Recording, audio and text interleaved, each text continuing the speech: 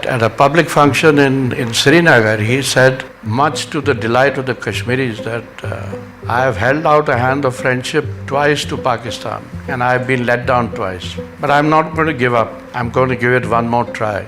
We had to get rid of that international pressure.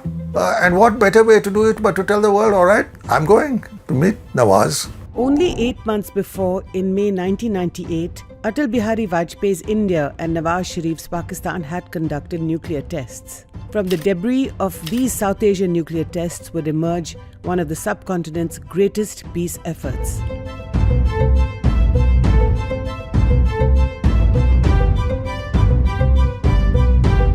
In February 1999, the Lahore Bus Yatra, or Caravan-e-Aman as Vajpayee's journey would be called, set the peace ball rolling. It was a bold gamble. It had been 10 years since an Indian Prime Minister had visited Pakistan. Vajpayee crossed the Wagah border on his peace bus and on the other side was received by Nawaz Sharif.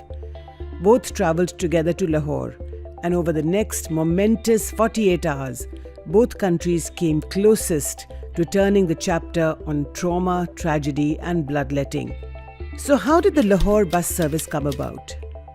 A few months after the 1998 nuclear tests, Vajpayee and Nawaz Sharif met on the sidelines of the UN General Assembly in New York. There Sharif talked memorably about his visit to Delhi in 1982, when he had driven his own car to attend the Asian Games. Why could the people of the two countries meet in the same way, the two prime ministers asked each other. The idea of a people's bus had taken seed. Sharif suggested to Vajpayee that when the first bus rolled out, he should be one of its passengers. Nawaz Sharif and I had communicated to set up an interview, and jokingly I said, what's the point of doing interviews? When you people cannot even do small things like set up a bus service between Delhi and Lahore. Your people have been talking and delaying it forever. I mean, he thought for a while and he said, in fact, I will even say that Mr. Vajpayee should come on the first bus and I will give him a welcome that he will not forget. So I said, if that is the case, then I will come for this interview. So he said, but I have one concern, that I may make this invitation to Mr. Vajpayee. What about your MEA? They may say tomorrow that they don't take it seriously. He said it will not be good. So I said, wait, I will go and check with Mr. Vajpayee. So I went and checked with Mr. Vajpayee. And Mr. Vajpayee said, oh, it's a good idea. So why don't you get him to say it? I will accept this offer and I will go on the first bus. On the morning on which the interview was published, Mr. Vajpayee landed in Lucknow, his constituency, and the press at the airport asked him that there is this invitation, will you go? And he said, yes, I will go. So he did not even leave space for the usual hesitations of the MEA and the diplomats to come in. It was an instinctive decision on his part, but it was set up to this extent. On 20th February 1999, Vajpayee boarded the bus from Amritsar to the Wagah border. The idea was not just to send a political message, but to rebuild the age-old bonds between the people of India and Pakistan that had been badly frayed by partition, by the breakup of Pakistan in 1971, and by the lingering Kashmir dispute.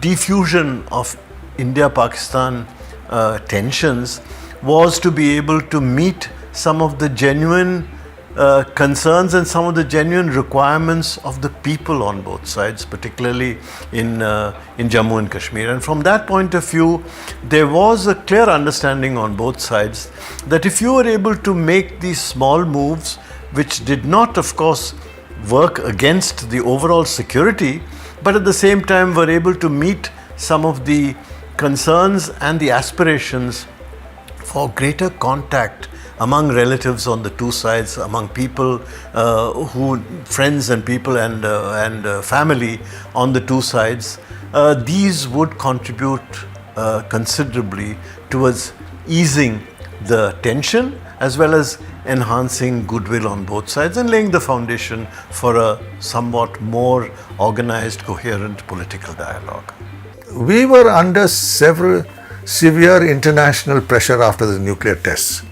And everybody was saying that you two guys are so irresponsible that you will lead it to a nuclear conflict and we'll all have to intervene. And I think we had to get rid of that international pressure. And what better way to do it but to tell the world, all right, I'm going to meet Nawaz. And therefore I don't need all your mediation and intervention of foreign powers. We'll manage our affairs with Pakistan. Vajpayee's celebrity bus was full of well-known actors and poets as well as politicians. Javed Akhtar, Prakash Singh Badal, Malika Sarabhai, Dev Anand and Shatrughan Sinha among others. Outside the Lahore fort, the Jamaat-e-Islami had other ideas. They wouldn't let the Vajpayee convoy pass. Stones were pelted at the cars which drove by. Eventually, Vajpayee reached the Lahore fort. The Prime Minister reached Lahore in the evening and there was a huge banquet for him at the Lahore fort, which was personally organized by Prime Minister Nawaz Sharif. Our Prime Minister surprised or shocked the Pakistanis by saying that the next morning he wanted to visit the Minar-e-Pakistan.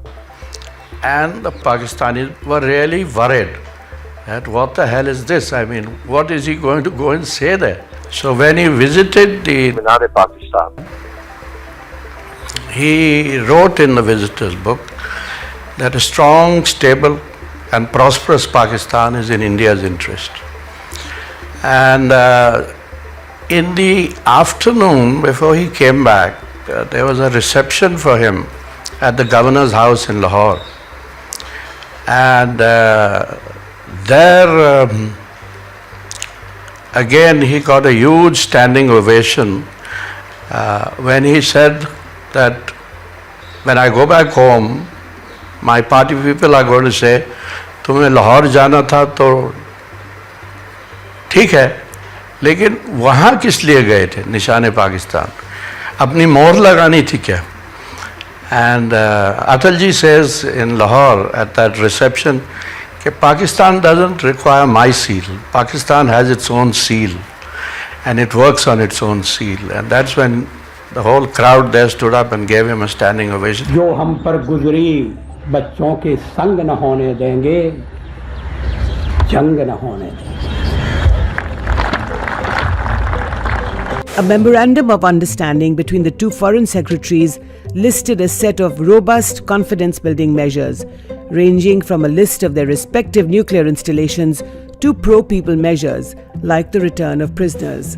But neither Nawaz Sharif nor Atal Bihari Vajpayee had the smallest inkling that in a few months all hell was going to break loose.